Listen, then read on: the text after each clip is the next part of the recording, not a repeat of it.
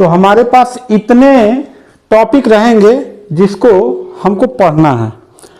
तो आज का जो टॉपिक है वो है भारतीय संविधान का, मतलब टॉपिक कौन कौन सा है, किन किन टॉपिक पे हमको पढ़ना है और किन किन टॉपिक के बारे में हमको जानना है। तो आपके सामने यहाँ पे 4 जगह बांटा गया है। जैसे पहले पे दिया गया है भारतीय संविधान का दर्शन।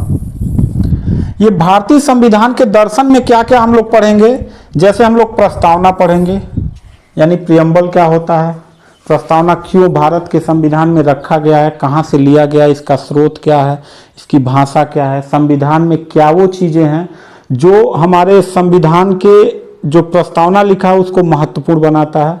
दूसरा जो पॉइंट होगा वो हमारा फंडामेंटल राइट्स होगा, यानी मूल अधिकार हमारे जो टॉपिक होंगे ये संविधान के दर्शन में पढ़े जाएंगे, ठीक है। इसके बाद नीति निदेशक तत्व यानी डीपीएसपी जो हम लोग पढ़ेंगे इसको देखेंगे, ये संविधान के दर्शन में आएगा। उसके बाद मूल कर्तव्य, ये हमारे संविधान के दर्शन टॉपिक से जो है हम लोग जानेंगे। दूसरा हम लोग देखेंगे कार्यपालिका। सबसे पहले समझते हैं कार्यपालिका क्या होता है और विधायिका क्या होता है, न्यायपालिका क्या होता है।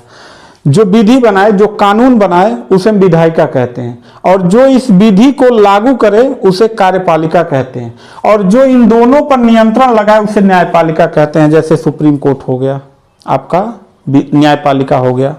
इसके बाद विधायिका में आपके जैसे संसद हो गया, राज्य विधानमंडल हो गया, जहाँ पे कानून बनाया जाता है। और कार्यपालिका में वो लोग हो गए जो विधि बनाया गया है उसको मतलब शासन में लाया जाता है। जैसे आपके मतलब केंद्र की कार्यपालिका और राज्य की कार्यपालिका। तो इन चारों को हम लोग देखते हैं। सबसे पहले हम लोग देख चुके हैं संविधान का दर्शन, इसके बाद हम लोग देखेंगे कार्यपालिका।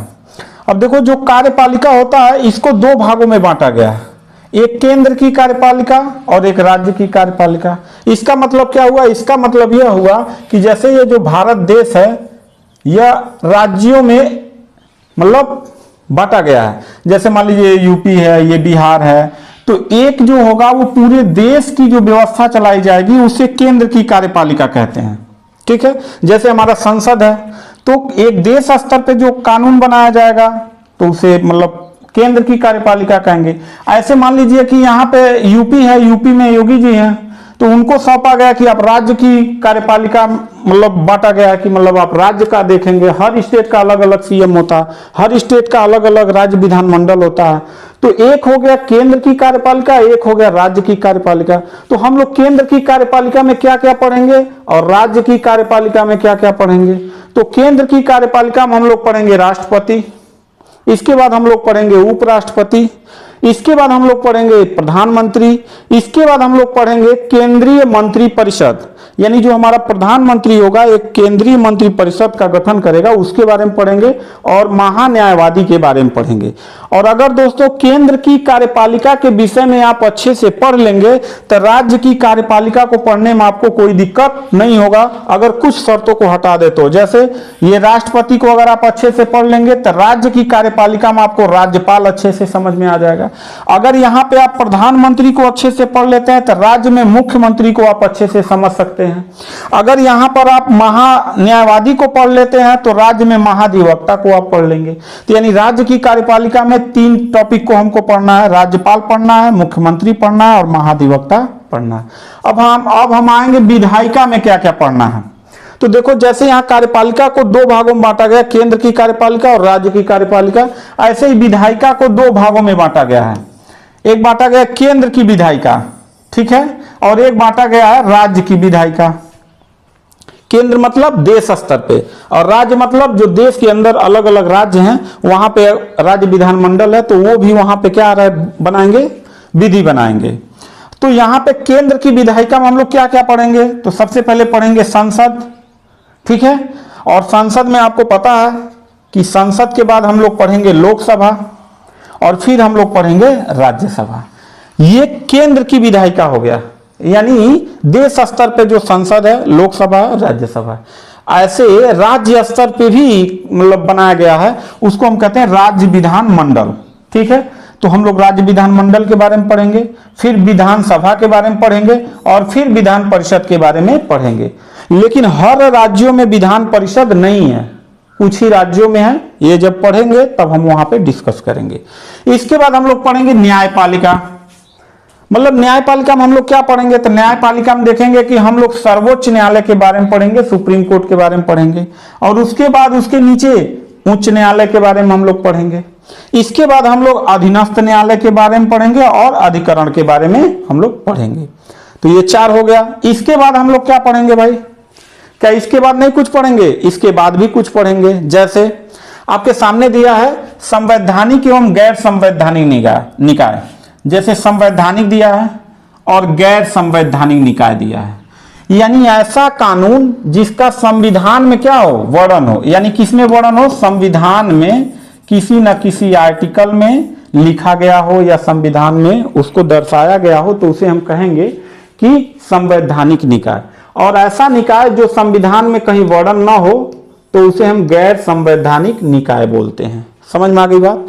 तो संवैधानिक निकाय में हम लोग क्या क्या पढ़ेंगे भाई, तो इसमें हम लोग कैग के बारे में पढ़ेंगे। कैग मतलब होता है नियंत्रक एवं लेखा परीक्षक, इसके बारे में हम लोग पढ़ेंगे। और फिर पढ़ेंगे निर्वाचन आयोग, जो मतलब निर्वाचन सबका करता है, चुनाव आयोग, निर्वाचन आयोग। इसके बाद हम लोग पढ़ेंगे वित्त आयोग।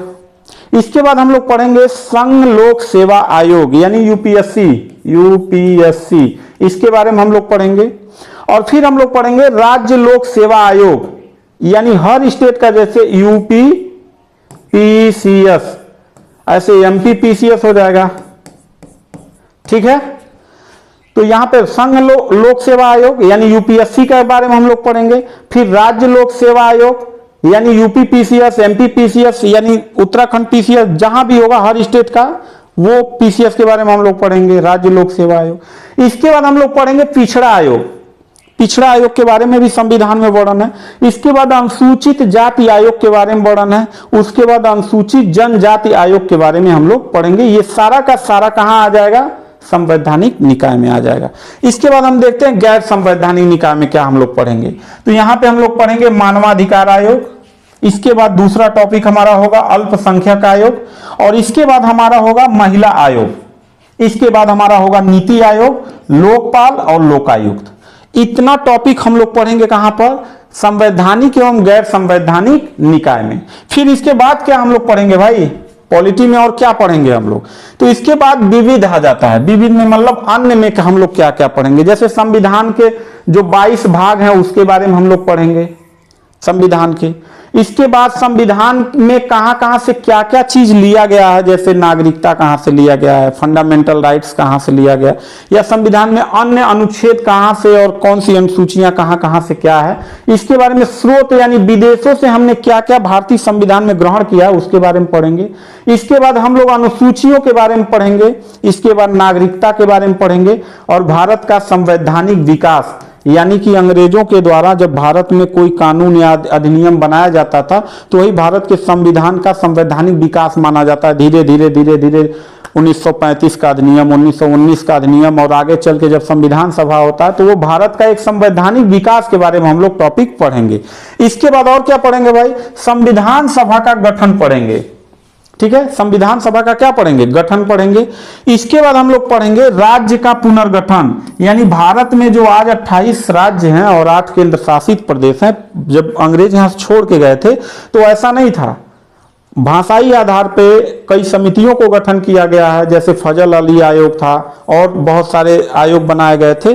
तो यहां पर जो है कि हम लोग राज्य का पुनर्गठन के बारे में पढ़ेंगे। और फिर देखेंगे राजभाषा, यानी संविधान में जो मतलब राजभाषा से संबंधित प्रावधान लिखे गए हैं उसके बारे में देखेंगे। और राजनीतिक दलों के बारे में देखेंगे। राजनीतिक दलों के बारे में हम लोग देखेंगे कि भारत में कौन कौन से राजनीतिक दल हैं। और उसके बाद हम लोग देखेंगे प्रधानमंत्री का कार्यकाल, यानी भारत में कौन कौन से प्रधानमंत्री कब आए, मतलब कहां कब से कब तक उन्होंने शासन किया, इसके बारे में हम लोग पढ़ेंगे। ये सारा टॉपिक हमारा जो है भारतीय संविधान में हम लोगों को पढ़ना है। ठीक है, तो सबसे पहले हम क्या पढ़ेंगे भाई, सबसे पहले हम लोग पढ़ेंगे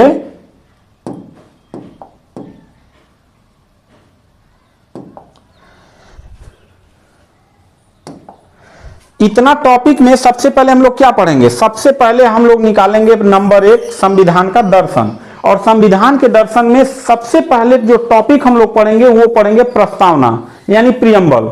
यहीं से हमारे संविधान की शुरुआत भी होता है, तो हम लोग भी संविधान के दर्शन से प्रस्तावना को पढ़ेंगे। और आज का जो वीडियो है वो सिर्फ और सिर्फ आपका बताया गया कि टॉपिक क्या क्या पढ़ना है संविधान में। तो मिलते हैं नेक्स्ट वीडियो में, तब तक के लिए थैंक यू, धन्यवाद।